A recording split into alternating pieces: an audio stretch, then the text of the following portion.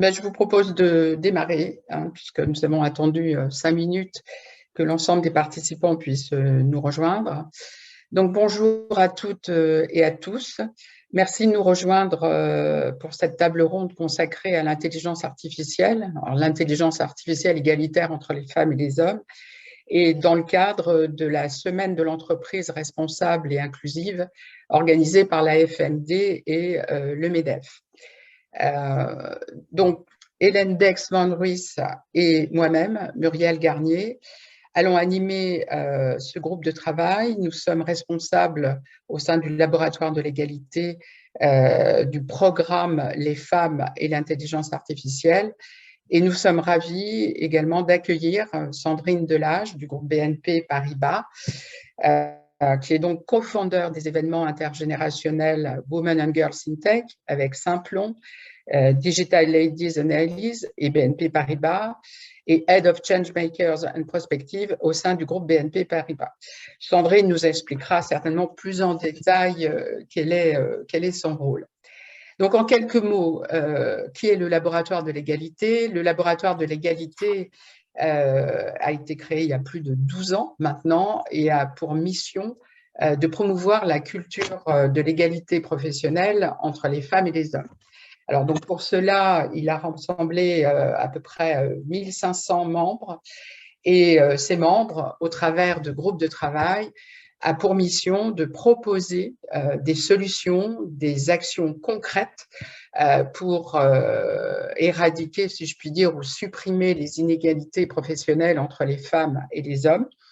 Et ceci au travers de tous les thèmes qui concourent à ces inégalités, que ce soit des thèmes dans la parentalité, dans l'éducation, dans la santé, mais aussi sur des thèmes plus ciblés par profession, par secteur d'activité, comme on a pu faire pour les professions libérales, pour le cinéma, pour la politique, etc. Et tous ces travaux sont publiés soit dans des pactes pour l'égalité, soit dans des guides de l'égalité, comme on a pu faire dernièrement un guide de l'entrepreneuriat, un guide pour les PME, TPE, et un pacte de l'égalité pour 2022, d'ailleurs, qui a été signé par le gouvernement actuel. Alors, pourquoi l'intelligence artificielle? Alors, je pense que tout le monde voit ce que c'est que l'intelligence artificielle dans sa vie professionnelle, dans sa vie privée. C'est une vraie révolution aujourd'hui qui est en train de changer des organisations, des processus. Dans la vie privée, c'est aussi également une révolution dans le monde des services. Par contre, on s'est aperçu que ces nouvelles technologies, qui sont à la fois porteuses d'espoir, mais aussi de fortes inquiétudes, pouvaient générer des biais de genre, des biais sexistes, directement par les algorithmes et les bases de données elles-mêmes, mais aussi qu'il y avait une véritable absence de femmes dans ce secteur et plus globalement dans le numérique. Donc le laboratoire de l'égalité, bien évidemment, n'a pas pu rester insensible à ce phénomène et a engagé dès 2017 une réflexion. Donc, une première réflexion qui a eu lieu dans le cadre du rapport de Cédric Villani. Ensuite, en 2019, nous avons publié donc, dans notre collection Égal à Égal, l'intelligence artificielle pas sans elle. En fait, nous avons pu publier les travaux de 2 chercheuses, Aude Bernheim et Flora Vincent, sur comment pouvaient être générés ces biais sexistes dans le cadre de l'IA et comment les corriger.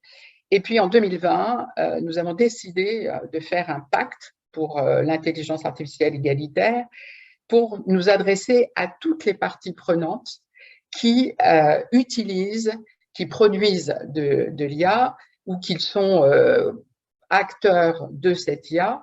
Donc ce sont les entreprises, les organismes de formation, le monde de la recherche, les médias, l'opinion publique. Et ce pacte a été pour nous la base de toutes les propositions concrètes pour, d'une part, éviter la reproduction des inégalités par l'intelligence artificielle, d'accélérer la mixité dans le secteur de l'IA, plus globalement le numérique. Et surtout, notre objectif au travers de ce pacte a été de mobiliser, de sensibiliser tous les acteurs de l'IA. Et c'est aussi, j'allais dire aujourd'hui, notre objectif au travers de cette table ronde.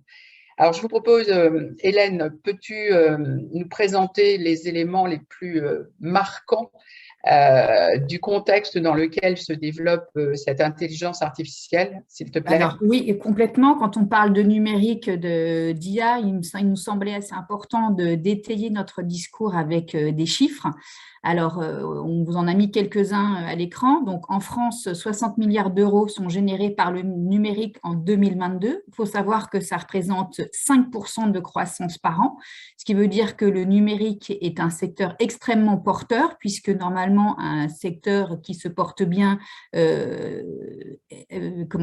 une croissance d'entre 1 et 2% par an. Donc là, nous, on est à 5%. Je voulais aussi rappeler que d'ici 2023, il y a plus de 200 000 postes à pourvoir dans le numérique. On parle aussi de 2030 où on dit que 30% des emplois représentés, que le numérique représentera 30% des emplois, donc c'est énorme. Et moi, j'aime bien citer la troisième qui est que les 2 tiers des enfants d'aujourd'hui en maternelle exerceront un métier du numérique qui n'existe pas encore. Ce qui veut dire aussi que 85% des emplois de 2030 n'existent pas. Donc, c'est vraiment une vraie révolution, comme le soulignait Muriel. Deuxième chose, si on parle spécifiquement des femmes dans la tech, on est à moins de 30%, on est à 30% de femmes dans la tech, moins de 20% à des postes de responsabilité, de direction. Et il faut aussi rattacher ça aux statistiques des écoles d'ingé. On n'a que 28% de filles qui sortent des écoles d'ingé aujourd'hui, 15% de femmes dans les postes techniques. Et moi, je voudrais aussi signaler le phénomène du tuyau percé. Donc, le tuyau percé, c'est en fait le fait qu'il y ait entre 40 et 50% de femmes qui décident de quitter le numérique entre 8 et 10 ans de carrière. Une fois qu'elles ont commencé leur carrière dans le numérique, entre 8 et 10 ans, après, elles s'en vont. Donc, la réponse, enfin, la question qu'on peut se poser, c'est pourquoi partent-elles? Pourquoi ce secteur n'est pas suffisamment attractif? Et donc, c'est ce qu'on va vous dire dans la prochaine slide. Qu'est-ce qu'on peut faire pour rendre ce secteur attractif? Bon, premièrement, il faut agir sur les données et sur les algorithmes. Alors, pourquoi? Parce que la question, c'est est-ce que les algorithmes sont-ils sexistes? Donc, la réponse est oui. Donc, pourquoi? Parce que 80% des algorithmes sont créés par des hommes. Ça veut dire que inconsciemment, consciemment ou inconsciemment, ils reproduisent les biais de genre en créant leurs algorithmes. Donc, c'est un des leviers d'action, agir à la base sur les données, les bases de données, sur les algorithmes. Ensuite, notre deuxième point, c'est lutter contre les stéréotypes de sexe qui compromettent l'accès des femmes au métier de l'IA. Donc, qu'est-ce qu'il faut faire? Évidemment, il faut encourager les filles à embrasser des carrières avant des carrières dans la tech, aller dans les STEM, dans les filières des STEM. Donc, pour ceux qui ne savent pas, STEM, c'est scientifique, technique, engineering et mathématiques. Donc ça, c'est hyper important, c'est comment on fait pour que les filles aillent davantage dans les filières des STEM. Donc, il faut les encourager et comment on peut faire à 2 niveaux. En fait, on a un manque d'information métier qui est énorme, c'est-à-dire que globalement, on est dans les stéréotypes de dire l'IA, le numérique, c'est plutôt des codeurs, c'est plutôt des geeks, donc vraiment dans le stéréotype des geeks qui sont devant leur PC avec leur sweat à capuche et qui mangent leur popcorn. Et en fait, il faut vraiment ouvrir en disant qu'il y a un panel de métiers qui est vraiment accessible à tous et surtout, il y a une diversité dans ces métiers. Donc, il n'y a pas que du coding, il y a aussi du marketing, il y a aussi de la créativité, il y a plein de choses. Donc, les filles peuvent avoir bien évidemment leur place et donc, on a un manque d'information métier, ça c'est la première chose. Et la deuxième chose, c'est qu'il y a une sensibilisation dans les écoles qui arrive beaucoup trop tard, c'est-à-dire qu'on parle de la première. Là, c'est trop tard. En fait, il faut sensibiliser dès l'école, pas maternelle, mais primaire, le collège. Et je voudrais saluer l'action de l'école 42 et de Sophie Vigier qui a négocié avec le gouvernement pour que dès l'année dernière, à la rentrée de l'année dernière, les classes de CM1 et CM2 aient des codings et des cours de coding, mais pas que de coding, de sensibilisation à l'informatique. Donc ça, c'est hyper important. Et le troisième levier, c'est de créer un environnement éthique et responsable qui soit favorable à un développement d'une IA égalitaire. Donc, on a les quotas avec la loi Copé-Zimmermann pour que les femmes puissent accéder à des postes à responsabilité. En IA, il faut créer un environnement favorable que Muriel nous complétera, nous détaillera tout à l'heure. Donc là, je repasse la parole à Muriel. Alors, là, je vais vous évoquer tout un ensemble d'actions qui portent sur les données et les algorithmes. Ces actions sont plutôt de nature technique et l'IA est un véritable outil justement pour détecter les biais et les corriger. Alors, ces actions techniques s'adressent aussi bien aux entreprises qui produisent de l'IA que celles qui utilisent. Et là, c'est très important parce que les entreprises qui utilisent n'ont pas forcément toute la connaissance du contenu de ces bases de données et des algorithmes. D'abord, les données. Les données, c'est fondamental. Aujourd'hui, on parle de big data, donc ces données sont absolument énormes. On engrange de plus en plus de données. Et ces données sont d'autant plus fondamentales qu'elles alimentent les algorithmes qui, aujourd'hui, en fait, sont des systèmes apprenants. Donc, plus vous avez de données fiables, plus vous aurez des résultats fiables, des données équilibrées, des résultats équilibrés. Et donc, le premier sujet, c'est de travailler sur ces bases de données et de détecter les biais. Déjà, la première chose, pour détecter les biais, il faut pouvoir fournir des données qui vont être collectées par sexe, différenciées par sexe, et ça va nous permettre déjà de voir, de détecter s'il y a des biais de sexe, en tout cas des inégalités de poids dans les bases de données entre les femmes et les hommes. Donc, il faut mesurer ces inégalités, et donc ça, c'est clairement en rentrant dans l'analyse de ces bases de données qu'on peut voir en comptant quelles sont ces inégalités. Si on a effectivement détecté des biais, on peut à ce moment-là équilibrer le volume des informations entre les femmes et les hommes dans ces bases de données si on s'aperçoit qu'effectivement, on n'a pas une représentativité des femmes par rapport aux hommes. Et pourquoi? Parce que ces bases de données qui sont là depuis des années, en fait, reflètent des données historiques, et notamment empreintes par des stéréotypes, des modèles beaucoup plus masculins que féminins. Donc, on a tendance, bien évidemment, avec ces systèmes apprenants, à reproduire ce qui était du passé. Donc, on peut rééquilibrer le volume de ces informations entre femmes et hommes. Il y a des projets pour ça. Il y a un projet que vous devez peut-être connaître qui s'appelle les 100 pages, où on rééquilibre, notamment dans Wikimedia, les biographies des femmes par rapport aux biographies des hommes en réinjectant des biographies de femmes dans Wikipédia. On peut corriger ces biais de sexe dans ces bases de données. Par exemple, on a sur tout ce qui est vidéo, sur texte, et là aussi, beaucoup de personnes, on appelle ça aussi les métiers un peu cachés du numérique, de personnes qui vont analyser ces textes, ces vidéos, par exemple sur YouTube, et vérifier qu'il n'y ait pas de discrimination, et si on a besoin, réinjecter des données qui vont permettre de rééquilibrer. Et il faut le savoir, on peut utiliser des bases de données déjà égalitaires ou considérées comme égalitaires dans un monde, alors je ne rentre pas dans la technique, mais il y en a, et il faut vraiment accélérer la diffusion et l'utilisation de ces bases de données, parce qu'aujourd'hui, de toute façon, on ne va pas recréer des bases de données, on va les rendre égalitaires. Ce travail est impossible.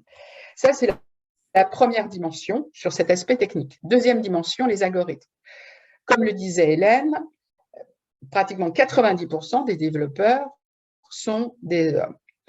Or, la façon dont est construit un algorithme, c'est tout simple. C'est juste expliquer à l'algorithme ce qu'il doit faire, lui fixer un objectif. Donc, il faut que dès qu'on va concevoir cet algorithme, dire, voilà, je veux un objectif d'égalité. Alors, égalité, c'est un peu réducteur ce que je dis, mais en tout cas, avoir des résultats qui ne sont pas biaisés. Et donc, vous pouvez, dès la conception de ces algorithmes jusqu'à le déploiement de ces algorithmes, vérifier que vous êtes dans un système équilibré entre hommes et femmes et que vous n'allez pas générer des biais sexistes. L'intelligence artificielle est un véritable levier pour effectivement favoriser l'égalité. Par exemple, il suffit de dire, quand vous codez ou quand vous commencez quand vous concevez l'algorithme, de dire, si on est dans un objectif de recrutement, je veux 50% de CV d'hommes, 50% de femmes. On a aussi, j'allais dire, des phénomènes un peu connexes qui enferment les femmes dans cette image des IA masculins. C'est par exemple tout ce qui est assistant où systématiquement vous retrouvez ce qu'on appelle les chatbots, vous retrouvez des voix de femmes, vous retrouvez un déséquilibre, si je puis dire, entre d'un côté toutes les femmes et de l'autre ce qui n'est pas ce qui est homme. Donc, et ces femmes, je voulais juste aussi rajouter qu'aujourd'hui, il y a beaucoup de femmes qui sont dans ces métiers cachés du numérique parce que ce sont des métiers à basse valeur ajoutée ou considérés comme tels et qui travaillent sur toutes ces plateformes, par exemple de bases de données, pour réintégrer un équilibre dans ces données entre les femmes et les hommes. Il y a un dernier point, et c'est juste un petit point, mais qui n'est pas forcément connu, c'est que ces algorithmes sont construits notamment par rapport à des briques qui sont déjà développées. Et donc, quand vous êtes développeur, vous avez accès à des plateformes dans lesquelles vous avez déjà des sous-ensembles de codage qui sont prêts que vous copiez.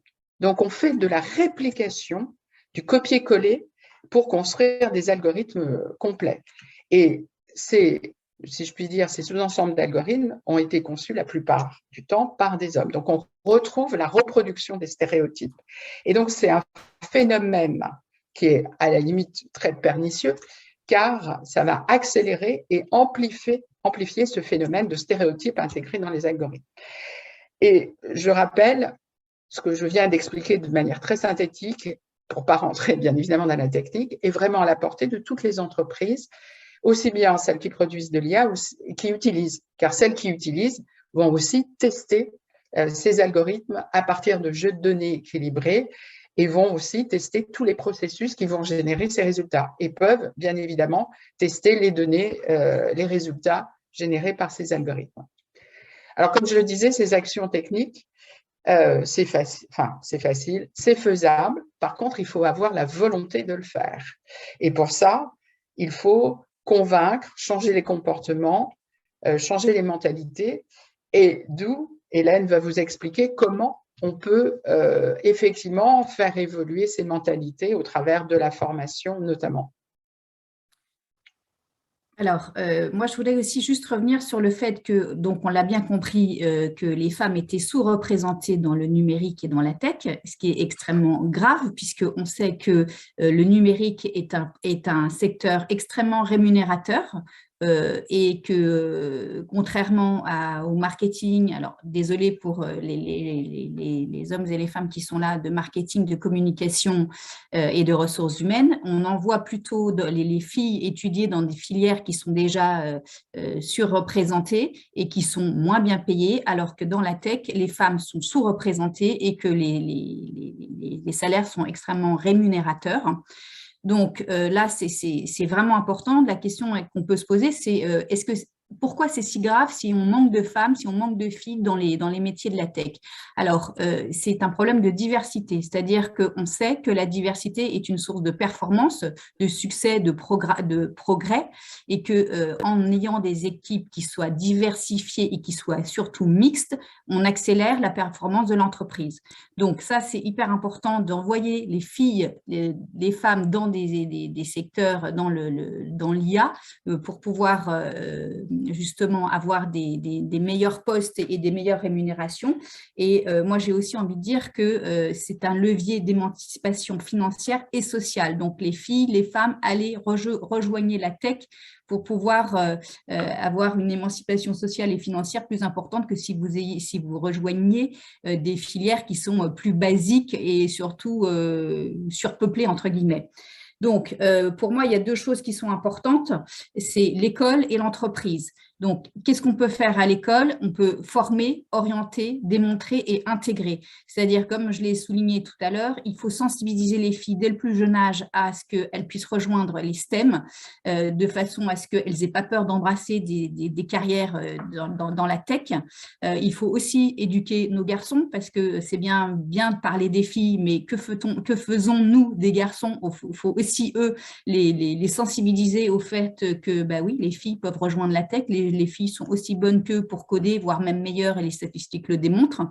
Il faut aussi démontrer aux filles qu'il y a un intérêt pour pouvoir aller dans ces filiales-là, les filières, pardon, qu'elles vont, comme je le disais, il y a un levier d'émancipation sociale et financière, donc c'est tout bénéfice pour elles. Et puis, il faut surtout intégrer des modules donc, dans la sensibilisation par rapport à l'école, intégrer des modules de sensibilisation à la tech, au coding, etc. Côté entreprise, on a toutes les entreprises ont un rôle à jouer. J'aime bien citer IBM qui chaque année, avec le programme Women in Tech, envoie depuis des années des personnes, des volontaires qui sensibilisent dans les collèges, et je crois même que c'est dans les écoles primaires des CM2, qui sensibilisent au programme à la tech, à tous les enjeux de la tech et les formes de façon ludique et plutôt sur le gaming. Donc, la sensibilisation par rapport à l'entreprise, comment, d'un point de vue plus interne en entreprise, comment on sensibilise les collaborateurs, les collaboratrices et surtout comment on intègre dans le processus de recrutement des quotas de femmes, entre guillemets, comment on sensibilise pour qu'on retrouve la parité. Et on est notamment aidé avec l'index Pénicaud par rapport aux 5 points qui avaient été démontrés par l'index Pénicaud pour que les femmes rejoignent davantage les entreprises et les entreprises soient pénalisées ou sanctionnées si elles ne respectaient pas un certain chiffre sur 100. Donc, il y a tout ça qui doit rentrer en ligne de compte. Et dernière chose, j'ai perdu mon fil, je ne sais plus ce que je voulais dire. Je crois que c'était tout, l'école, l'entreprise. Voilà, je repasse là. Non, c'est encore à moi. Donc, le but, c'est de créer donc un cercle vertueux avec un environnement inclusif pour lutter contre les stéréotypes et surtout former à une IA égalitaire entre les femmes et les hommes. Et ça, c'était vraiment très important pour pouvoir avancer dans un monde qui est en constante mutation. Alors, autre dimension et autre ensemble d'actions qui vont permettre de développer une IA égalitaire, c'est l'éthique. Et pour cela, il faut tout un ensemble d'actions qui vont permettre de créer un environnement éthique et responsable. Il faut savoir que 2/3 des Français n'ont pas confiance dans l'IA au sens global. Et donc, pour établir cette confiance, qui dit confiance, il faut transparence et il faut explicabilité. Alors, bien évidemment, quand on est entreprise utilisatrice d'IA, on ne veut pas rentrer dans ces algorithmes, ces bases de données, enfin ces algorithmes notamment qui sont des boîtes noires. Donc, il va falloir mettre cet environnement éthique en place. Aujourd'hui, il faut dire qu'il y a une réflexion entre une réglementation et puis ce que les entreprises peuvent faire d'elles-mêmes. Et en termes de réglementation, c'est assez hésitant. Pourquoi? Pour éviter de brider, j'allais dire, la créativité des entreprises qui vont utiliser, qui vont brider peut-être les usages de l'ensemble de ces algorithmes. Donc, ce qui a été fait, alors juste en termes de réglementation, vous connaissez tous RGPD, le Règlement général de protection des données. Ça a mis 4 ans avant d'aboutir. Ça existe depuis 2018. Et en fait, on a démarré sur la réflexion, qu'est-ce que c'est qu'un algorithme équitable? Plusieurs organismes ont commencé à réfléchir depuis 2018, la CNIL par exemple, et notamment la Commission européenne. Et la définition de cet algorithme équitable avec des normes, des standards, des processus d'évaluation, ont commencé à être définis au niveau, et je le cite parce que c'est une référence aujourd'hui, de l'Intelligence Artificial Act. Et depuis 2021, maintenant, la Commission européenne a proposé tout un système de cotation des IA par rapport à des niveaux de risque, ce qui est des IA qui sont inacceptables, à haut risque, moyen risque, peu élevé. Et en fait, tout ceci est mesuré par rapport à l'impact sur les droits de l'homme, sur la sécurité, sur la santé. Donc, les travaux que mène la Commission européenne sont importants et c'est ce qui nous permet aujourd'hui de dire qu'est-ce que c'est qu'un algorithme équitable avec tout un ensemble de critères. Autre chose, pour justement que cette IA soit égalitaire, il faut intégrer le genre dans la recherche sur l'IA. C'est notamment ce que l'on cite couramment comme exemple dans le domaine de la santé pour les diagnostics de maladies entre les hommes et les femmes, où on a beaucoup plus de cas liés aux hommes et donc peut-être et potentiellement des erreurs dans le diagnostic de maladies de femmes. Généraliser les audits de la chaîne de production des IA. Aujourd'hui, c'est faisable. L'IA permet de faire ces audits, donc on peut auditer l'ensemble du process depuis la conception jusqu'à la production des résultats en posant des questions de type quelle base de données a été utilisée, quelles sont les grandes étapes de fabrication des algorithmes.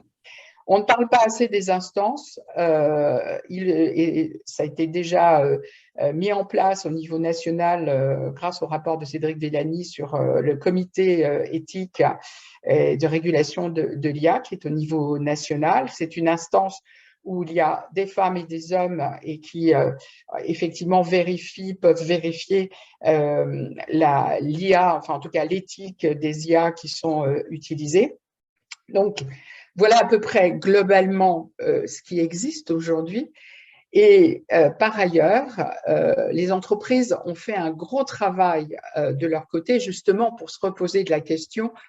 La réglementation était en parallèle, toutes ces réflexions, mais les entreprises aussi avaient besoin, justement, comme je vous le disais, pour rétablir la confiance et pour elles-mêmes s'assurer que les résultats de cette IA n'étaient pas biaisés, ont avancé avec des associations ou par elles-mêmes.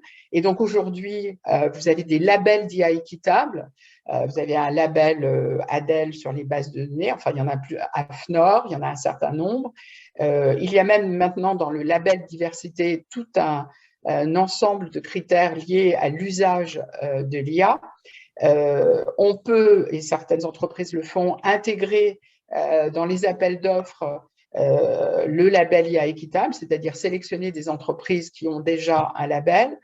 Un certain nombre de chartes éthiques et de bonnes pratiques ont déjà été proposées et même déployées dans des entreprises, donc notamment la Fondation Arborus qui a donc un label GIS IA, le Cercle Interrel pour ne pas les citer, qui aussi propose une boîte à outils pour les entreprises du numérique qui s'auto-évaluent et qui ensuite peuvent mettre en place des bonnes pratiques dans l'IA égalitaire. La mise en place de comités éthiques d'entreprise, ça existe depuis un certain temps, par exemple chez Orange, qui a été, je crois, l'une des premières entreprises à mettre en place ces comités éthiques. En fait, ces comités éthiques rassemblent aussi bien des collaborateurs d'Orange, mais des personnes extérieures expertes en IA et permettent donc d'évaluer en interne l'ensemble de l'IA qui est utilisée. Et il y a également des programmes qu'on appelle data ou charte métier. Par exemple, il y a l'équivalent du serment d'Hippocrate pour les data scientists sur la façon d'utiliser les bases de données, la façon de les analyser, etc. Donc, tout ça pour dire aujourd'hui qu'il y a quand même tout un ensemble de propositions, de labels sur le plan éthique qui permettent aussi aux entreprises de s'assurer qu'effectivement, que l'IA qu'elle produit ou qu'elle utilise reste bien dans cette optique d'IA égalitaire. Voilà pour l'ensemble des actions. Donc, Hélène, je te laisse. Et je crois qu'on laisse la parole. Alors, Sandrine, justement, Sandrine, on va te laisser témoigner de ce que vous faites concrètement au sein de BNP Paribas. Merci Muriel et Hélène. Alors, juste pour me présenter, moi j'ai commencé l'informatique à 35 ans, j'ai une formation d'informaticienne, j'ai travaillé 15 ans dans l'IT et il y avait beaucoup de femmes puisqu'il n'y avait pas encore ce modèle du geek dont tu parlais Hélène. Et il y a quand même un paradoxe qu'il faut avoir en tête, c'est que en fait, plus il y a eu dans une avancée d'égalité homme-femme dans l'entreprise, par exemple chez BNP Paribas, et en fait, moins il y avait de femmes dans la tech. Et ça, c'est valable dans toutes les entreprises. On le voit à l'international, c'est quand même assez intéressant de savoir que les 11% que tu citais, Hélène, de femmes dans les formations informatiques, elles sont 45% dans les pays où justement l'égalité homme-femme n'est pas respectée, comme par exemple en Inde ou en Amérique latine. On va trouver 40% de femmes start-upeuses au Maroc, alors qu'elles ne sont que 9% en France ou dans l'Europe de l'Ouest. Donc, en fait, ça veut dire que tout ce qu'on a pu faire en avancée d'égalité homme-femme, et ce qui va continuer à être fait, ne suffit pas pour les femmes de la tech. C'est-à-dire qu'il va falloir faire encore un effort supplémentaire. Muriel, tu le disais, une politique volontariste, mais archi-volontariste, parce qu'il va falloir aller les chercher quasiment une par une. Alors, comment faire quand on est dans une entreprise? Et moi, en tout cas, moi, c'est ce qui m'a mobilisée de voir ces femmes disparaître pour m'engager à la fois personnellement avec l'association Digital Ladies and the Life et au sein de mon entreprise par des coalitions d'acteurs internes pour agir parce que tout seul, on n'y arrivera pas. Donc, merci d'ailleurs de l'invitation parce qu'on voit bien, il faut cette coopération, collaboration de tous les acteurs à tous les niveaux. Donc, BNP Paribas, qui était très engagé déjà sur l'égalité homme-femme, s'est engagé depuis plusieurs années et a voulu chiffrer. Donc ça, c'est mon premier peut-être bonne pratique, c'est que vous l'avez dit d'ailleurs, tout ce qui ne se mesure pas est invisible. Donc c'est l'objectif de l'IA, c'est de mesurer. Et donc il faut avoir des chiffres, au moins des objectifs, même si on n'y arrive pas, ça crée une dynamique. Donc du coup, un objectif ambitieux, 1000 femmes, plus 1000 femmes recrutées au sein de BNP Paribas dans les secteurs IT d'ici 2024. Et on l'a décliné, c'est ce que tu disais Hélène, c'est qu'il y a une pipeline, c'est-à-dire que les femmes disparaissent à tous les niveaux, que ce soit à l'école, après l'orientation professionnelle, et quand elles y arrivent, elles disparaissent aussi après, 10 ans après. Donc il a fallu affiner cet objectif par finalement moment de l'expérience professionnelle. Et du coup, on s'est dit déjà, il faut 50% de parité chez les stagiaires et alternantes. Commençons déjà le premier accès à l'emploi. Donc ça, d'ici 2024. Après, quand ces collaboratrices sont identifiées comme ce qu'on appelle des talents émergents, c'est-à-dire des personnes qui souhaitent prendre des responsabilités, et bien là aussi, il faut mettre un objectif chiffré de 50%, jusqu'à aller jusqu'au top management et bien sûr aux différents COMEX, des entités IT qui sont très nombreuses chez BNP Paribas, on est international, donc on a partout dans le monde en fait quasiment des entités IT et donc il faut aussi avoir une volonté groupe pour tous ces pays, même si on a des cultures différentes. Donc ça c'est la première chose, donc avoir des objectifs chiffrés ambitieux et pas simples. Et du coup, comment y arriver? Il y a beaucoup d'actions, mais il y en a deux que je voulais vous partager. D'abord, on a monté une coalition interne des différents acteurs, RH, IT, métiers, diversité, volontariat. Pourquoi? Parce qu'en fait, c'est très compliqué la diversité. En fait, tout le monde n'a pas forcément… Il y a plein de grains de sable partout, en fait. Si ça ne marche pas, il y a plein de grains de sable. Donc, il faut un comité bienveillant, on peut s'en parler. Et du coup, on s'est dit, une des actions, c'était de s'engager financièrement. Donc, toutes ces entités ont mis de l'argent dans une enveloppe qu'on a sacralisée, ce qui n'était pas le cas. Souvent, c'est que la fondation qui soutient les associations. Là, ce sont toutes les entités qui ont mis de l'argent pour pouvoir justement accompagner des associations dédiées à la mixité. Alors, je le dis rapidement, hein, mais s'il y a des entreprises, j'aimerais bien que cet appel soit entendu et qu'ils puissent eux aussi faire cette approche, parce qu'évidemment, on a prévu nous 1,1 million sur 3 ans, ce qui peut paraître beaucoup, mais qui n'est pas beaucoup en fait. Et l'expérience montre que nous, en tant qu'entreprise, on finançait beaucoup des associations liées aux femmes, par exemple, mais pas les femmes particulièrement dans le secteur du numérique. On soutient beaucoup les réfugiés, mais pas forcément les femmes réfugiées qui allaient vers le numérique. En fait, il n'y avait pas d'axe identifié tel quel sur comment j'accompagne en fait des bénéficiaires qui souhaitent s'orienter vers les métiers du numérique. Bien sûr, il y a aussi les jeunes dont tu as parlé, Hélène. Donc, il fallait créer cet axe-là, mettre cette enveloppe et surtout accompagner les bénéficiaires pendant 3 ans, parce que l'idée, c'est de pouvoir les accueillir dans nos entreprises. Donc, ce n'est pas juste du budget, c'est pouvoir les aider dans les codes de l'entreprise, leur faire connaître les métiers de l'entreprise, que tu disais, Hélène, avoir aussi des collaborateurs qui s'engagent. Donc, en fait, c'est vraiment cette coalition d'un interne pour un accompagnement durable et qualitatif pour aller jusqu'à l'emploi. Donc, ça, c'est vraiment déterminant.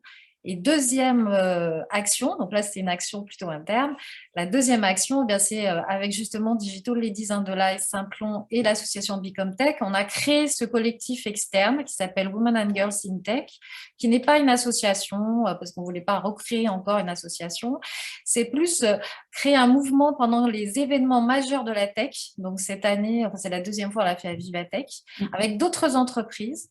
On a fait une chasse au trésor ludique, parce que c'est pareil, Vivatech, vous arrivez à Vivatech, ça paraît immense, vous ne savez pas où aller. Donc, la chasse au trésor vous permet d'avoir des points, des stands chez Orange, à la Poste, chez BNP Paribas, où vous avez à la fois des témoignages de rôle modèle, vous êtes pris un peu en charge d'une certaine façon, et surtout, vous avez le corner RH qui permet là aussi de réexpliquer les métiers que l'on cherche, les postes, pour les stagiaires par exemple et autres.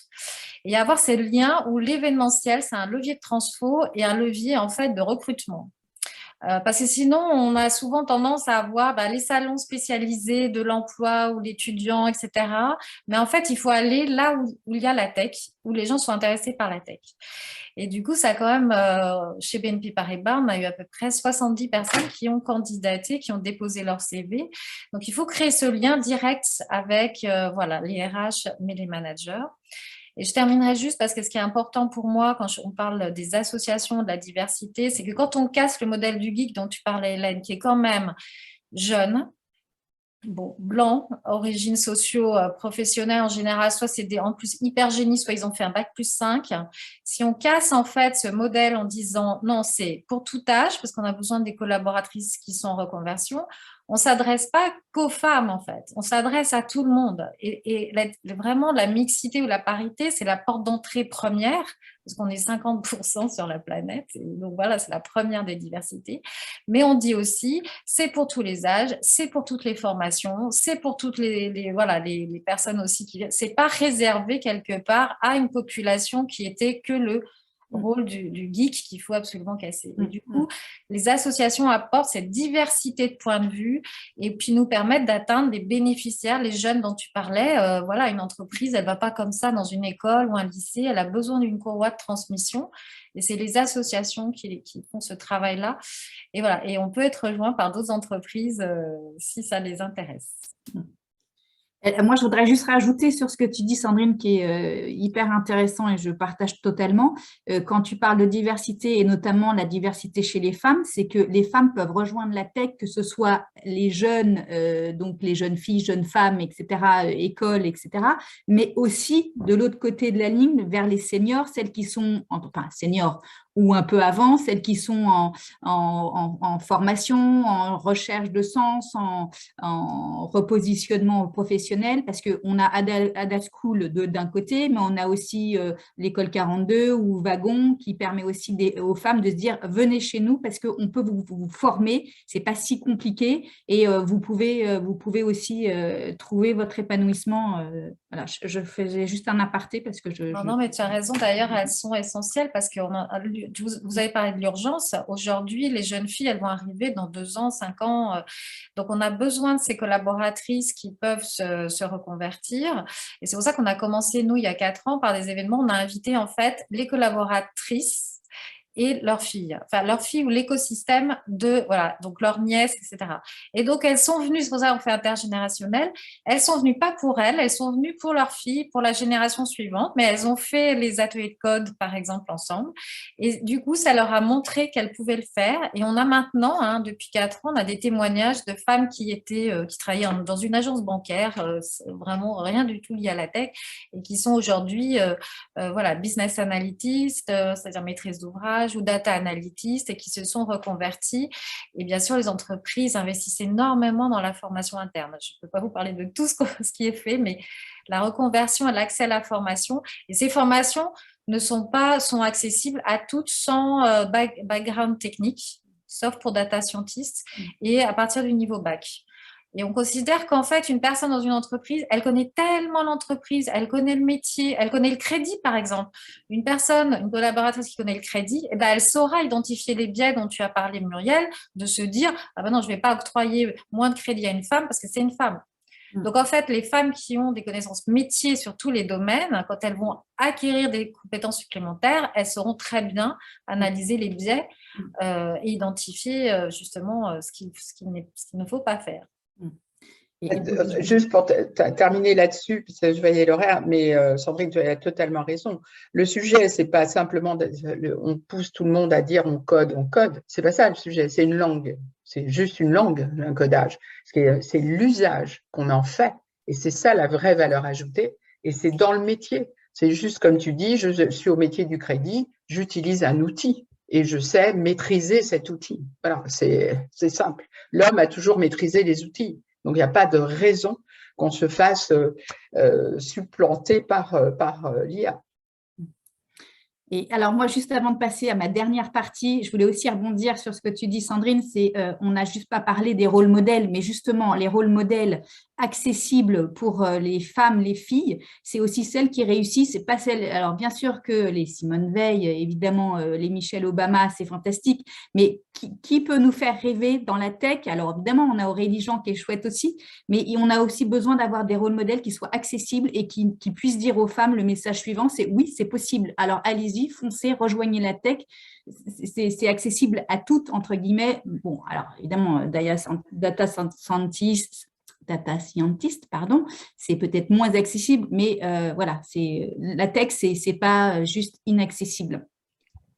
Donc, moi, je voudrais juste terminer sur ma partie pourquoi l'IA a besoin des femmes et pourquoi c'est un enjeu de société.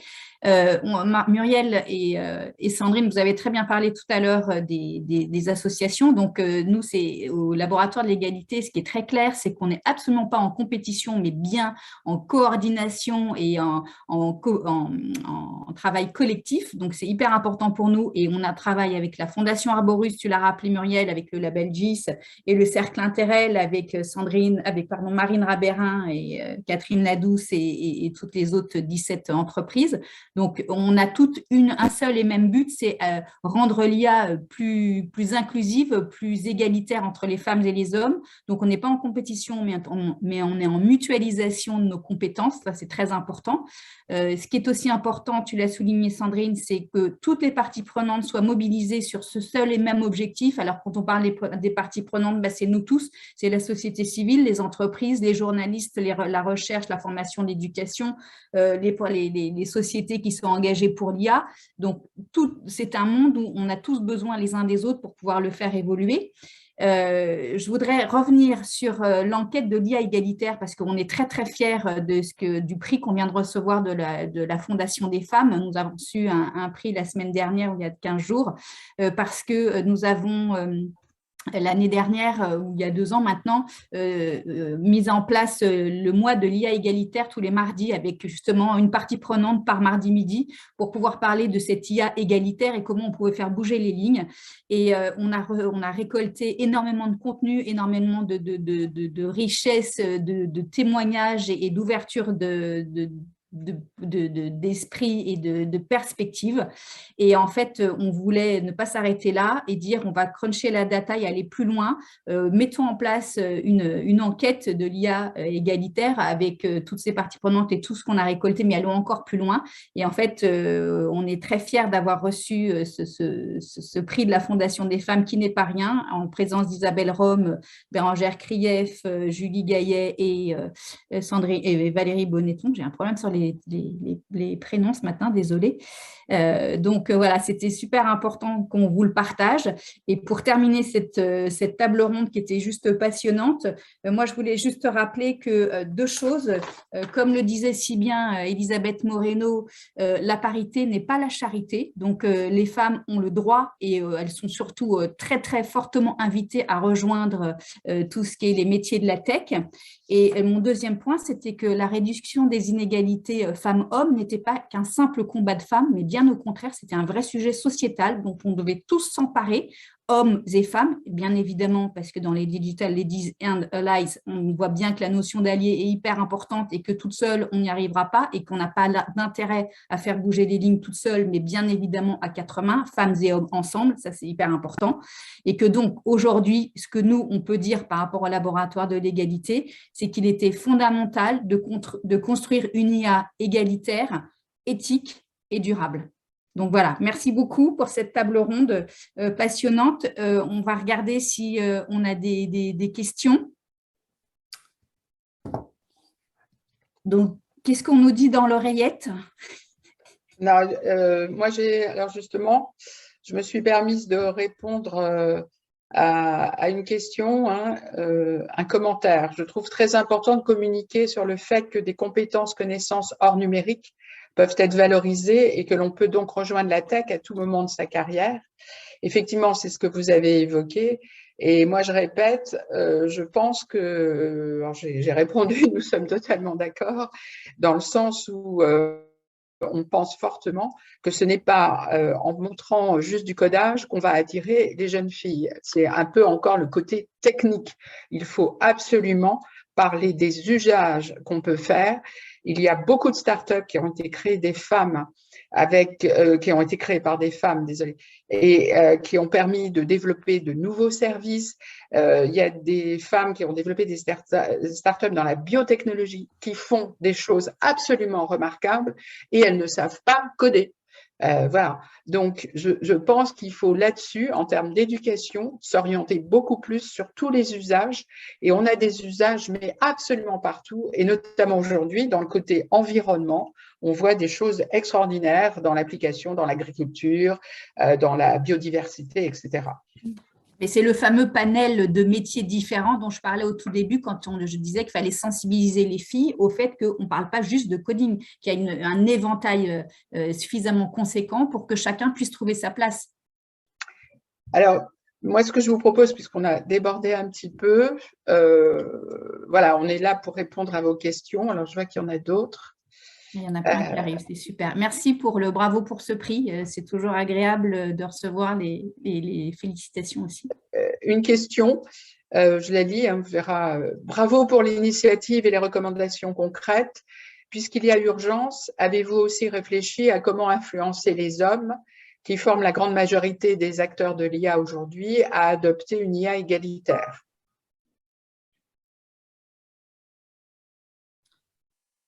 Sandrine, tu peux répondre parce que je pense que ce que tu as évoqué… Oui, je peux répondre. Alors déjà deux choses, c'est-à-dire que ce que a dit Hélène aussi, c'est-à-dire qu'il y a beaucoup d'hommes aujourd'hui, c'est ça qui change la donne aussi, qui s'engagent sur ce sujet-là. On peut citer Guy Mamou-Mani, par exemple, qui était le responsable du Syntec numérique, c'est-à-dire quand même la fédération de toutes les entreprises liées au numérique. Chez les associations, il y a Frédéric Bardot de Saint-Plon qui est absolument aussi incroyable. Et après, le sujet de l'IA égalitaire, ce qui a été présenté, qui était très intéressant, c'est qu'on voit que ça rentre en fait dans les réglementations, les normes, etc. Et nous, au sein de l'entreprise, il y a énormément de communication sur ces sujets-là.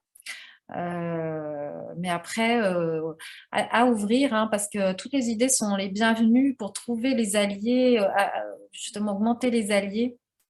C'est essentiel en fait. Votre question est essentielle.